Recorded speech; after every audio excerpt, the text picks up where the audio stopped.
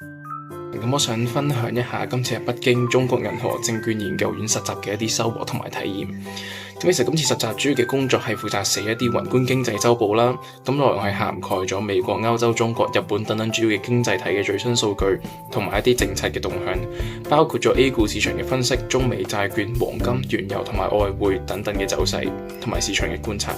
咁每週嘅週報咧，都令我必須要緊貼時事同埋全球嘅財經新聞啦，保持對市場嘅敏感度，同時亦都令我對金融行業嘅時效性同埋專業性有更加深層次嘅了解。咁咧，作為一個會計背景嘅學生，呢段經歷咧令我真正理解到乜嘢係金融研究啦，同埋點樣同財務分析互補嘅。咁研究係預判緊未來啦，而會計係透過驗證過去。咁兩者係共同咧係構建起投資決策嘅一啲邏輯基礎。咁除咗寫報告之外咧，我都參與一啲 PPT 嘅製作啦，一啲報告嘅修改等等嘅一啲臨時嘅任務。咁咧都令我體會到咧中國職場嘅高效節奏同埋清晰嘅溝通方式。譬如咧，導師有時會用語音啦，或者直接打電話咧，去快速指出一啲修改嘅方式啦，同埋方向。咁呢種直接有效嘅反饋機制咧，對我嘅應對能力同埋交付嘅效率提升都非常之大。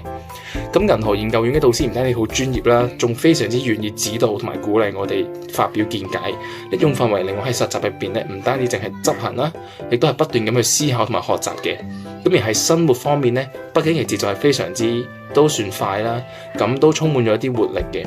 例如收工之後咧，我可能會去三里屯啦、國貿附近行下，有時候會同同事一齊去食飯啦、傾下偈啦，感受下一線城市入邊年輕人努力同埋生活並重嘅狀態。咁呢段實習唔單止提升咗我自己跨市場嘅分析能力啦，亦都更加幫我去清晰咁認識到未來職業嘅方向。咁咧，同時我喺呢個團入邊作為團長咧，我要肩負起一個好主要嘅領導同埋溝通嘅角色啦。因為咧，我唔單止需要處理好我實習上面工作嘅一啲情況啦，我同時亦都要處理一啲團務啦，例如可能要幫手舉行一啲首週分享會啊，或者係歡送典禮啊等等一啲嘅活動。咁我作為統籌小組咧，都需要有一定嘅領導能力同埋責任喺入邊嘅。咁喺過程入邊咧，我都識咗好多唔同嘅團員啦，咁我都需要同好多嘅組長啊去溝通，咁一齊去協調一下，睇下大家點樣可以共同合作，努力去完成好一啲嘅團體嘅活動。咁所以咧，作為團長對我自己個人嘅領導能力